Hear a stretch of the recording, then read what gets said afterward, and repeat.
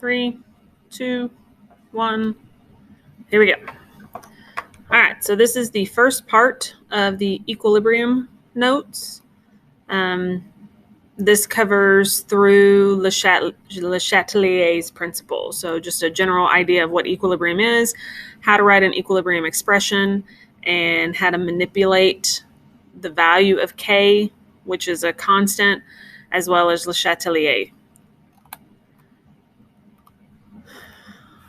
This is a good intro video, so you can access the notes in Canvas and watch that. It kind of gives you an idea, a visual understanding of what equilibrium represents. But essentially what equilibrium is, it's the idea that not all reactions move in one direction. Most reactions, in fact, have a forward and a reverse direction to them. We represent this with the two-directional arrow. So there, for example, chocolate in its solid state, if you apply heat, it melts, but if you cool it down, it returns back to the solid state. So that's kind of a simple way to view an equilibrium reaction. Essentially, by definition, what you have to understand is that when a reaction gets to equilibrium, because not all reactions start at equilibrium, but once it gets there, what that means is that the rate of the forward reaction is equivalent to the rate of the reverse reaction. So reactants are forming products at the same rate that products are forming reactants. That is what an equilibrium reaction is. So this would be an example of a chemical equation. We have N2O4 as a gas in equilibrium with its product 2NO2 as a gas. Since both of these are happening equally and we have a forward and reverse, we usually use that two-directional arrow. So it is customary to write it the way you see it on your screen. Okay, so in this particular lesson, we're not going to really be doing any calculations with equilibrium, but we have to first learn how to write what's called an equilibrium expression, or what the equilibrium constant can tell us. So if you have this generic equation where the lowercase letters represent the coefficients and the uppercase letters represent the compound or the species involved, whether it's an element or a compound, when you're writing an equilibrium constant represented by the letter K, and there's different subscripts that kind of clue you in as to the particular conditions, but these subscripts just tell you about the conditions. The way we write K, and this is a capital K, is the same no matter what the subscripts are.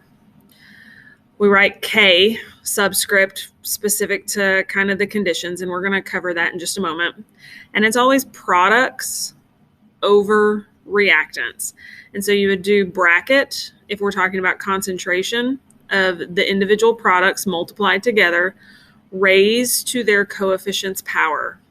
And then you put that over the reactant. So in this case, it's D times E raised to little d and little e respectively, over A times B raised to little a and little b respectively.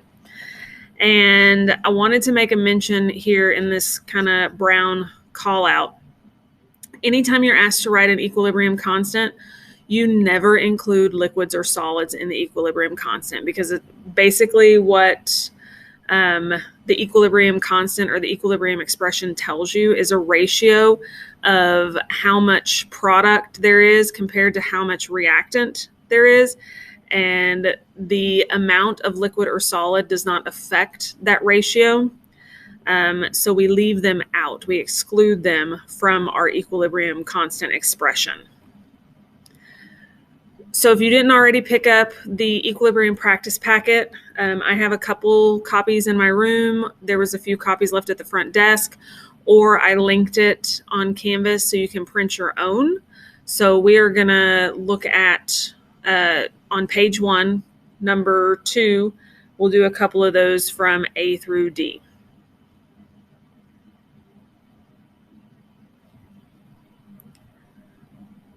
Okay, so graphically, what a system at equilibrium looks like. This particular graph, this should look familiar from our kinetics unit. So how concentration of reactants and products change with respect to time.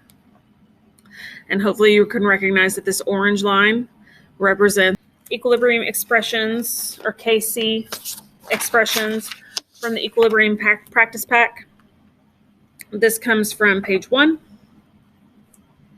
number 2, and we'll just start with A. So we have this reaction, NH3 aqueous plus H2O as a liquid in equilibrium with NH4 plus aqueous plus hydroxide aqueous. And so if I'm writing a Kc expression, I would say Kc equals, and it's always products over reactants raised to their powers, excluding solids or liquids. So I would say NH4 plus, and the coefficient is a 1, so I raise it to the first power, multiplied by OH minus, raised to the first power, and then all divided by concentration of NH3 raised to the first power, and then I leave H2O out because it is a liquid. And that is it. Let's try another one. So we have, for B, there's 2 CS as a solid plus 2 H2O as a liquid in equilibrium with 2 CS plus aqueous plus 2 hydroxide aqueous plus H2 as a gas. So again, I'm going to write a Kc expression. I'm going to do all of my products over my reactants, excluding solids and liquids.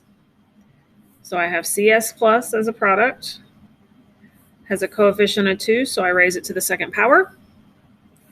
And then I have hydroxide as a product raised to the second power, and H2 raised to the first power. And then this is all over. Since all of my reactants are either solids or liquids, it is all over 1.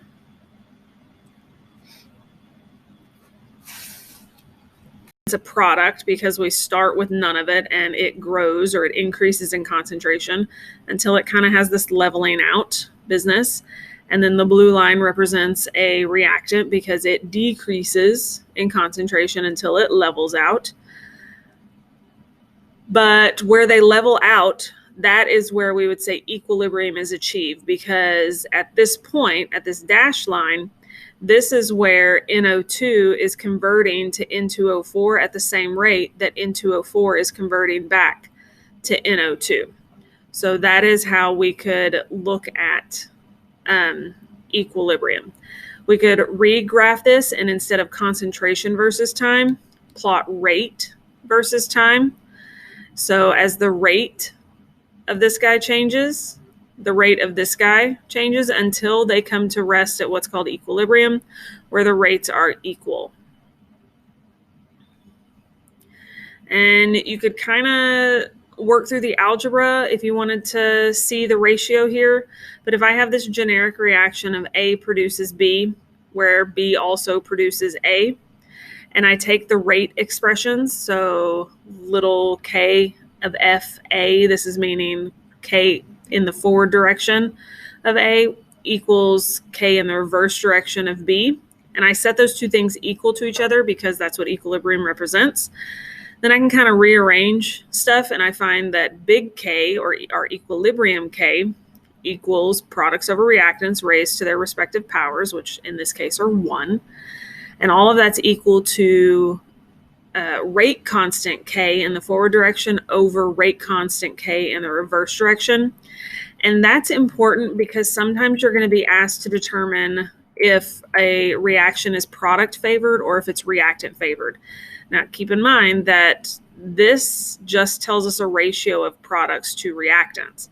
And so if K is a number larger than 1, then what that tells me is that the numerator must be really, really big, or that there must be a large concentration of B compared to that of A. And that's just math sense right there. Like if this number on top is bigger than this number on bottom, then my K is going to be bigger than 1. And so in that case, I would say that this would be a product favored reaction if K is greater than 1. If K is less than 1, then that means the number in the denominator must be bigger than the number on top. And so in that case, I would say it's reactant favored because there has to be more A than there is of B if this value, this KEQ, is smaller than 1. And that's all this says. So sometimes you might be asked to just look at K values and determine if a reaction is product favored or reactant favored, which is what you can do in the Equilibrium Practice Packet, page 2, number 7. So just by looking at the K values there, the first one gives a reaction. It says the K value is 9.1 times 10 to the 80th power. Well, that K is a lot larger than 1. Thus, that means there must be a greater amount of product than there is reactant. We would call that product favored. The second one gives us a K value of 1.4 times 10 to the negative 21st. Meaning the K is much smaller than 1, so there must be more reactant than there is product. So we would call that reactant favored. When we get to the point where we're starting to solve mathematically for different variables, there will be times when you're asked to solve for K, and we're going to do one of those here in a moment. If you're given all of the other variables, then you can solve for K, no problem. But there'll be times when you're asked to solve for other things, which means K has to be provided for you. And most Ks for most reactions has already been experimentally determined, and so we can just look those up in a reference table, unless a question is specifically asking you to solve for K. Then you can look those up in a table and solve pretty simply. Okay, so like I said, the way you solve for K or the way you write a K expression is the same. It's always products over reactants raised to their coefficient's power. But the subscripts kind of clue you in as to the specific conditions. So KEQ is kind of the generic way to say K. It's K for any equilibrium reaction. KC is what we would say specifically if we were talking about molar concentrations. KP, we're going to do one of those in just a moment. That's when we're looking at gas pressures. So if we're talking about the pressure of gases given in a unit like atmospheres or torr, then we would say KP. In our next unit, we talk more about acid-base equilibrium, and so we use Ka, Kb, and Kw more frequently there because we're specifically dealing with acids, bases, and we got to talk about the special stuff that water does. And then that last one, KSP, we're going to cover at the end of this unit, is specific to substances dissolving. So when we take a solid and we add it to a solvent and it dissolves, it also has an equilibrium value because it moves in the forward and reverse direction at the same rate. And so that would be called KSP. Okay, so for KP, when we're talking about gases, this slide looks exactly the same. The only difference here is in this K expression. It is really important that you note that if you're solving for K using pressure values, partial pressures for the different species in a reaction, you don't want to use brackets because the bracket represents molar concentration. We use a parenthesis, and then you put a big P to represent partial pressure, and then you do a subscript of whatever the substance is. It's still products over reactants. So it's going to be the partial pressure of substance D raised to its coefficient's power. And then we multiply that by the partial pressure of substance E raised to its coefficient's power, all divided by the same story of the stuff that's on the left. And again, we only include gases or aqueous species in the K expression. We never include solids or liquids in a K expression. So let's take a moment to write a couple KP expressions from page 1, number 3. I'm going to do A, C, and E for good practice. Page 1, number 3. And I said we were going to do A, C, and E. So A says we got 3F2 as a gas plus 2Fe as a solid in equilibrium with 2FeF3 as a solid. And we're going to write a Kp expression. So Kp means we're not going to use brackets. We're instead going to use parentheses with a P, and we'll do products over reactants, same way we did before, excluding any liquids or solids. Since the only product here is a solid, that means I don't have a numerator, or I substitute the number 1 in for my numerator. Then I go over to my reactant side, and I have F2 as a gas. So instead of a bracket, I'm going to put a P with a subscript F2 raised to its coefficient's power, which is a 3 in that case. And then my next reactant is a solid, so I leave it out. So that is the end of that Kp expression. Next, if we do C, C says we have solid carbon plus O2 gas in equilibrium with CO2 gas, all with coefficients of 1. So I say Kp equals products over reactants, but it's the pressure of my product raised to its coefficient's power, so just the pressure of CO2, over this carbon we're going to exclude because it's a solid, so I put it over just the pressure of oxygen gas.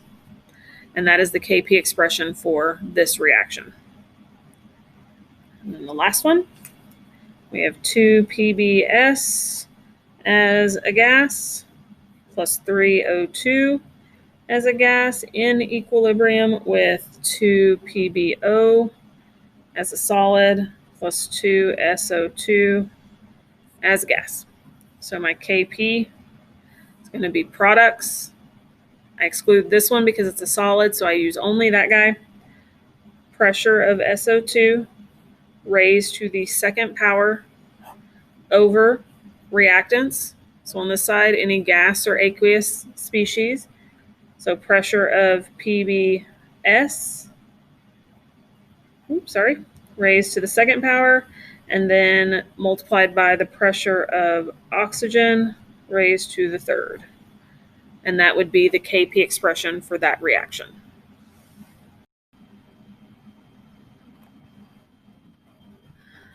All right, so what if you are asked to solve for K and you are given equilibrium concentrations? This is really important. You have to read the contextual clues because there's going to come a time when you're given concentrations of the substances in the reaction and it's not necessarily at equilibrium, and you have to figure out what's going to happen to get it to equilibrium. So you're looking for these words, the equilibrium concentrations. If you see that you are provided with equilibrium concentrations, meaning the concentrations of the different species at equilibrium, then this is a really simple process. You simply write the K expression, you plug in the concentrations where they go, and then you solve for K. If you are not told equilibrium concentrations, that's when we get into a process called a Rice table, and we're going to do those in our next lesson.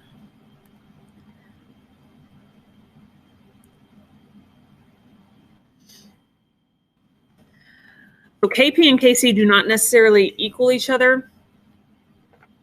There's a formula to get you from one to the other. So if you know what Kc is, then you simply multiply by R times T, where R is this gas constant, 0.08206. So that is not R as in rate, that is R as in the gas constant. T is the temperature given in Kelvin, and delta N is the number of moles of gas product minus the moles of gas reactant. So it's how it changes. So we are going to work out this particular question because the first part is solving for Kc. The second part is solving for Kp to demonstrate the relationship. So we're going to work out that one together. Practice pack number 6. So we're given this reaction, and it says the equilibrium constant, or Kc, for this thing at 25 degrees Celsius is 0.10. So they tell us what Kc is. So we are going to answer the question. It says find the equilibrium concentration of chlorine. So this is our unknown. If the equilibrium concentration of ICl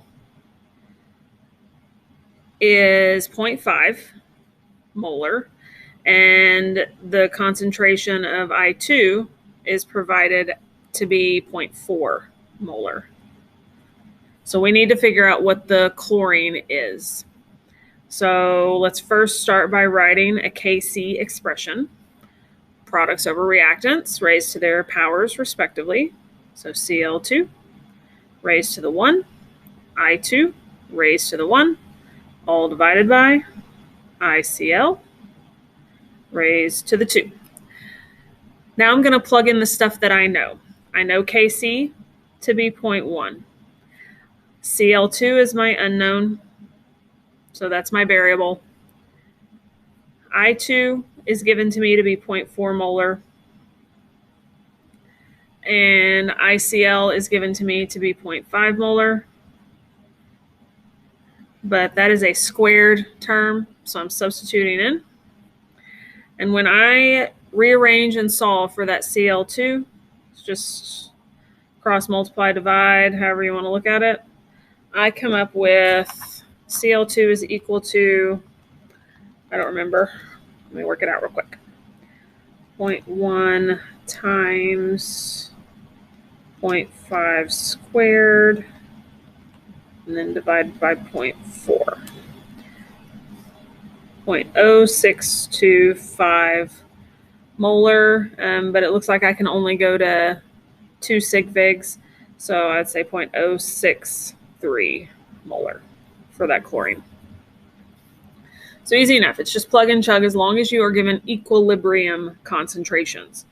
And I could just have it easily, if I had been told what the concentrations of all three of these species were, I could have determined what K was just by simply writing my K expression, plugging numbers in, and solving for K. So as long as you know 3 of your 4 variables, then you can solve for the one unknown. And then B says, what is Kp? So Kp equals our unknown. Well, we know a relationship or a formula that allows us to convert between Kp and Kc. It's Kp equals Kc times RT raised to the delta N, where R equals that gas constant, or 0.08206 and some units, and T equals temperature in Kelvin. So this question gave us at the beginning that this was all taking place at 25 degrees Celsius. If I add 273 to that to get to Kelvin, I get 298. So I know what Kc is. I know what R and what T are. And so now let's talk about delta N. Delta N is the number of moles of gas product minus moles gas reactant.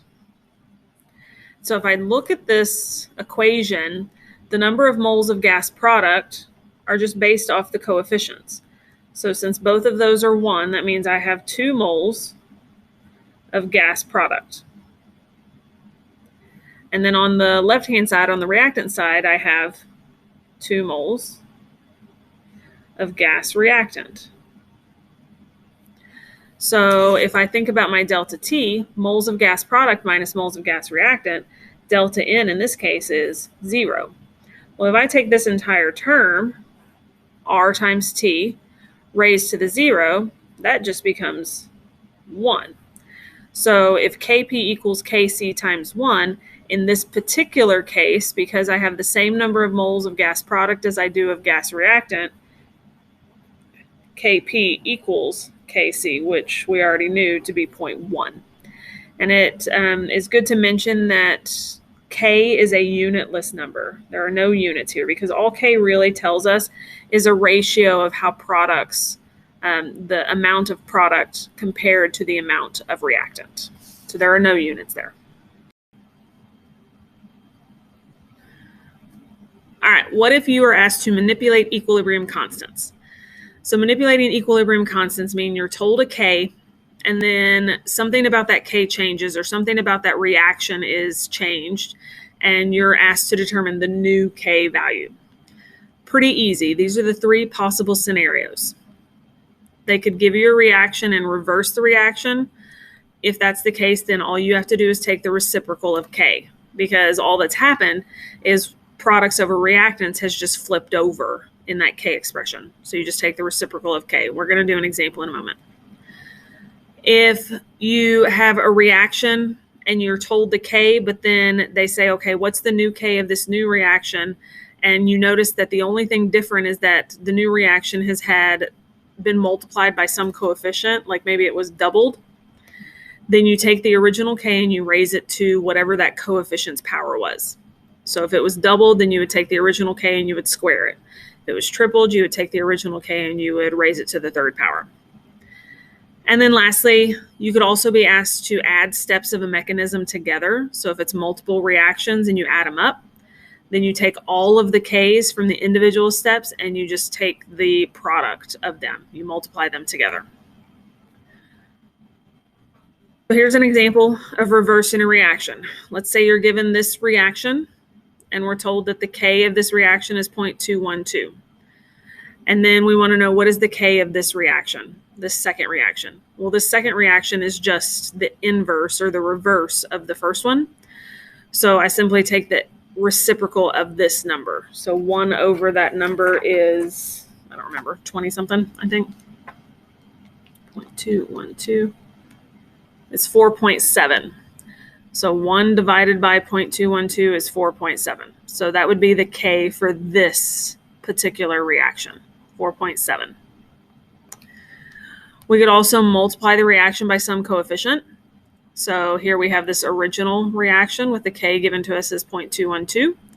Here is the new reaction. And I notice that this new reaction has been not only flipped over, it's the reverse of this guy, but it's also been multiplied by 2. So I'm going to take the reciprocal of this K because it's been reversed. So that gives me 4.7. But then I'm also going to raise it to the second power because that's the coefficient that this thing has been multiplied by. So it's been multiplied by 2. So when I square it, then I get 22.25 as the new K value for this particular reaction.